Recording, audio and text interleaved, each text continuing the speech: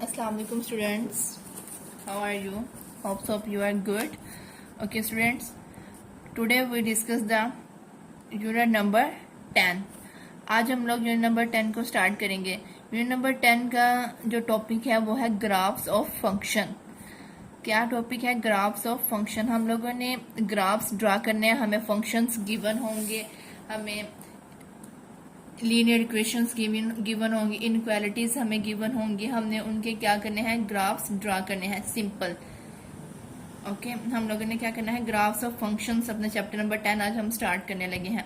इसमें हम लोग सिर्फ ग्राफ्स ड्रा करेंगे। जो 10.1 का क्वेश्चन नंबर 1 है वो सेम एज इट इज आप लोगों ने चैप्टर नंबर 5 में पढ़ा था। उसमें भी आप लोगों ने सिंपल वो एसोसिएटेड इक्वेशन बनाकर देन आप लोगों ने वैल्यूज एक्स और वाई की पुट करके इक्वेशन के अंदर तो आप लोगों ने ग्राफ्स ड्रा किए थे। सेम एज इट इज इसमें भी हम लोगों ने वैसे ही करना है।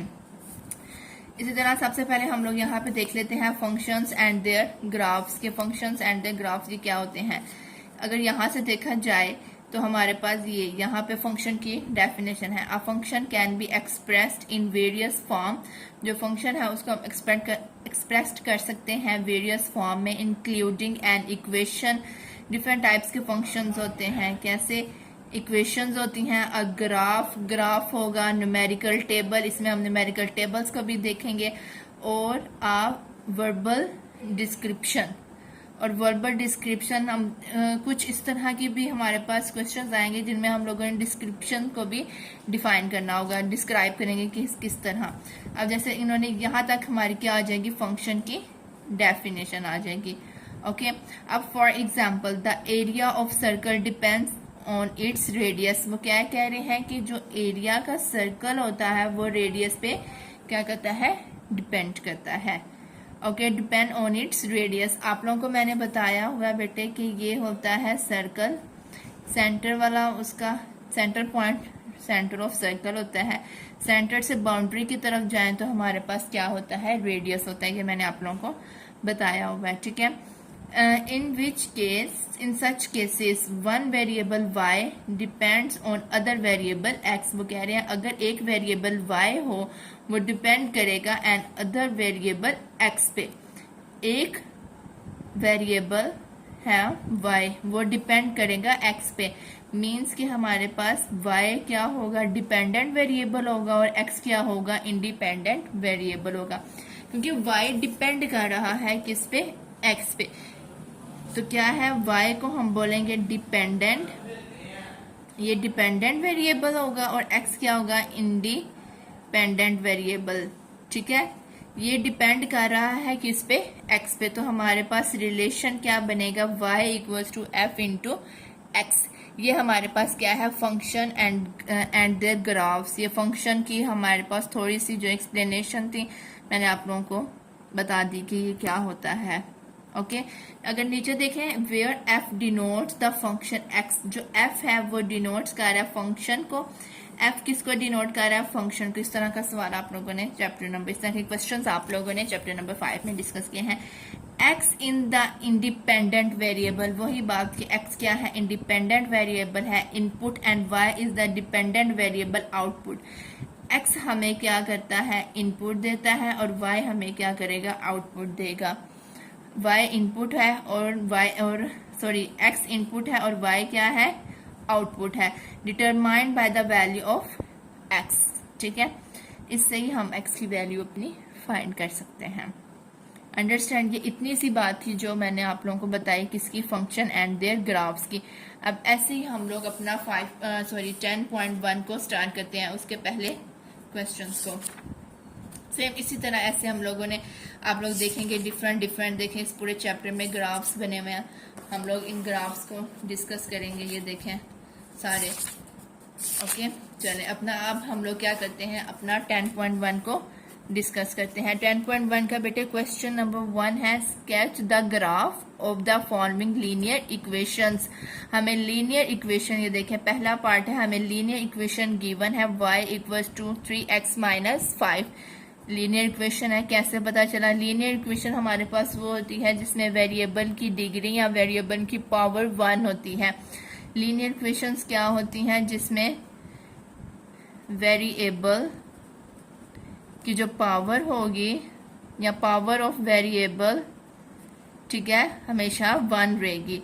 लीनियर इक्वेशन क्या होती है? जिसमें वेरिएबल की पावर क्या हो? 1 हो, डिग्री 1 हो। इसी तरह देखें यहाँ पे वेरिएबल्स y और x है वो 1 है। y क्या था? डिपेंडेंट वेरिएबल और x क्या है? Independent variable. अब हम लोग क्या करते हैं, इसका हमने क्या स्केच द ग्राफ, सिंपल हमने इसका क्या करना है? ग्राफ करना है। इन सारे 1 2 3 पार्ट्स हैं, इन तीनों पार्ट्स में हम लोगों ने सिर्फ ग्राफ ड्रा करना है। बिल्कुल इजी। अभी जैसे मैं करके दिखाऊंगी आप लोगों को याद आ जाएगा कि जी हम लोगों ने ये चैप्टर नंबर 5 में भी सेम एज इट इज किया हुआ है। मैं पहला आपको पार्ट करके सॉल्व करके दिखाती हूँ कि हम किस तरह करेंगे। इसी तरह मैं आपको 3 वाला भी, ये पॉइंट वाला है, ये थोड़ा कंफ्यूजन ना क्रिएट कर दे, इसलिए मैं ये भी कर दूंगी। बाकी जो 2 वाला होगा वो आप लोग कर लेंगे। इसी तरह आप लोग हर क्वेश्चन की प्रैक्टिस किया करें ना, तो ताकि आप लोगों का जो है ना क्वेश्चंस जो हों, कॉन्सेप्ट हो, वो क्लियर हो जाए। चलें हम अपना अब ये पहला पार्ट स्टार्ट करते हैं। जी हमारा पहला पार्ट है 10.1 एक्सरसाइज का क्वेश्चन नंबर 1 का फर्स्ट पार्ट क्या था? वही जो मैंने भी आप लोगों को बता रही थी, sketch the graph of the following linear functions. हमारे पास लीनियर फंक्शन, मैंने बता दिया कि लीनियर फंक्शंस क्या होते हैं, लीनियर इक्वेशंस कौन से होती है, मैंने आप लोगों को बता दी है। अब क्या है? y equals to 3x minus 5। हमने इसका ग्राफ ड्रा करना है। कैसे ग्राफ ड्रा करेंगे हम लोग? जैसे आप लोगों ने चैप्टर नंबर 5 को अगर आप लोग याद करें तो इसमें आप लोगों ने किया था इस तरह, आप लोगों ने पहले इक्वेशन बनाई थी एसोसिएटेड, उसमें तो इनइक्वालिटीज वाली सारे फंक्शंस थे हमारे पास, ठीक है, वो एक्सप्रेशंस थे सारे इनइक्वालिटी वाले। लेकिन यहाँ पे हमारे पास क्या है? लीनियर फंक्शन है, फंक्शन ऑलरेडी बना है। क्या है? y equals to 3x minus 5। Okay, हम लोगों ने क्या करना है? ग्राफ ड्रा करना है। ग्राफ में हमारे पास x की वैल्यू होती है और y की वैल्यू, मतलब प्लेन होता है ना, इसमें x और y प्लेन होता है उसमें। तो इसी तरह हम लोग पहले क्या करेंगे? सपोज कर लें ये इक्वेशन नंबर 1 है। इक्वेशन नंबर 1 में पहले आप लोग x पुट कर लें, या x को 0 पुट कर लें, या फिर y को 0 पुट कर लें। कुछ जो मैं बातें करूंगी शायद आप लोगों को याद आ जाए कि हाँ जी हम लोगों ने चैप्टर नंबर 5 में भी सेम एज इट इज ऐसे ही किया था। अगर मैं पुट कर लूं x equals to 0 in equation 1, मैंने क्या किया? इक्वेशन 1 में जहां पर x है वहां पर 0 पुट कर देती हूँ, ठीक है। तो y equals to 3 into x की जगह पे 0 माइनस 5, अंडरस्टैंड। तो y इक्वल्स टू, जब 3 को 0 से मल्टीप्लाई करेंगे तो इट्स मीन 0 ही आएगा, माइनस 5 आ गया। तो y equals to minus 5।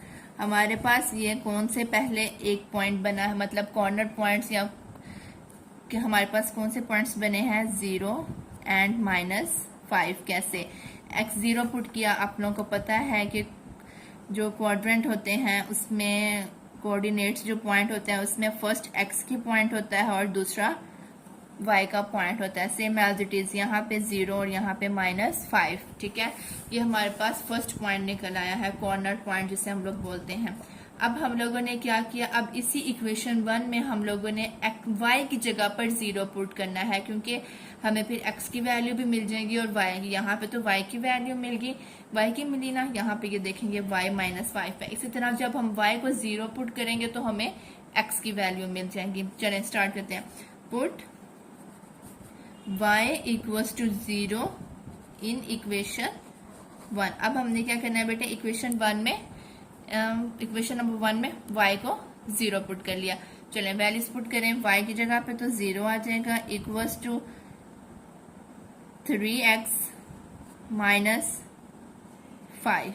Okay, 0 y की जगह पे 0 इक्वल्स टू 3x माइनस 5। अब हमें x की वैल्यू चाहिए, तो मैं अगर ये माइनस 5 0 की तरफ ले आऊं, या फिर हम इसको इस तरह भी लिख सकते हैं, और 3x माइनस 5 इक्वल्स टू 0। अब ये माइनस 5 को इक्वल की राइट साइड पे ले जाए, माइनस है तो वहां पर जाएगा, हमें पता है कि वहां पर जाएगा तो पॉजिटिव हो जाएगा। जी क्या था? 3x minus 5 equals to 0। मैं क्या कह रही थी कि हम लोग 5 को राइट साइड पे ले जाएं तो 3x इक्वल्स टू 5 आ जाएगा। अब यहाँ से हमारे पास x की वैल्यू निकल सकती है क्या? x इक्वल्स टू, यहाँ पे 3 मल्टीप्लाई हो रहा है, जब 5 के पास आएगा तो डिवाइड, तो 5 डिवाइडेड बाय 3, x की वैल्यू आ गई 5 डिवाइडेड बाय 3। इट्स मीन यहाँ पे हमारे पास कॉर्नर पॉइंट बन गया है 5/3, 0। अब हम लोग क्या करते हैं, हम लोग अब हम लोग क्या करेंगे, अपना ग्राफ ड्रा करते हैं, प्लेन ड्रा करेंगे। प्लेन में तो फ्रैक्शन की फॉर्म में नहीं होगा, फ्रैक्शन को हम पहले पॉइंट में कन्वर्ट कर लेते हैं। अगर आपने करना है तो इट्स ओके, नो प्रॉब्लम, अगर नहीं तो इसी तरह पहले ड्रा कर लें ग्राफ, देन ग्राफ में हम लोग इसको पॉइंट में चेंज कर लेंगे। लेकिन मैं यहाँ पे आसानी के लिए कर देती हूँ क्या कि कैलकुलेटर है हमारे पास, 5 डिवाइडेड बाय 3 को हम लोग डिवाइड करते हैं, 5 डिवाइड 3 करते हैं तो हमारा आंसर आता है जी 1.66, मतलब कि 6 चलता जा रहा है, ठीक है, सो ऑन है, और कोमा 0। 5 डिवाइडेड बाय 3 करें तो 1.66 होगा। अब हमें इससे पता चल जाएगा कि हमारे पास जो ये पॉइंट है ये हमारे प्लेन में किस पॉइंट पे है। इस क्वाड्रेंट का पता चल जाएगा ना कि अब हमारे पास जो पॉइंट है वो कहाँ पे लाई करता है। ये किसकी वैल्यू होगी, x की, और ये किसकी वैल्यू होगी, y की। हमारे पास अब x की वैल्यू और y की वैल्यूज निकल आई है। हमारे पास पॉइंट्स निकले हैं जी बेटे, पहला निकला था 0-5 एंड 1.66, 0। अगर इसको हम लोग फ्रैक्शन में लिखें तो हमें पता है ये है। अब इसका हम लोग क्या करते हैं, ग्राफ ड्रा करते हैं, और वो हमें पता है कि हम लोग स्केल से ड्रा करते हैं। ओके, चलें अपना ग्राफ ड्रा करते हैं अब हम लोग। जी स्टूडेंट्स, ये मैंने प्लेन ड्रा कर लिया, x माइनस और y माइनस, ये मैंने प्लेन ड्रा कर ली। आप लोगों को पता है भी हमने किस तरह ड्रा किया है, और आप लोगों को पता है कि हम लोगों ने ये इक्वल डिस्टेंस लेना होता है। मैंने ये 1 सेंटीमीटर का डिस्टेंस लिया है, ठीक है, 1 सेंटीमीटर का डिस्टेंस लिया मैंने, ये देखें 1 1 1 1, मैंने कितने का डिस्टेंस लिया, 1 सेंटीमीटर का डिस्टेंस लिया।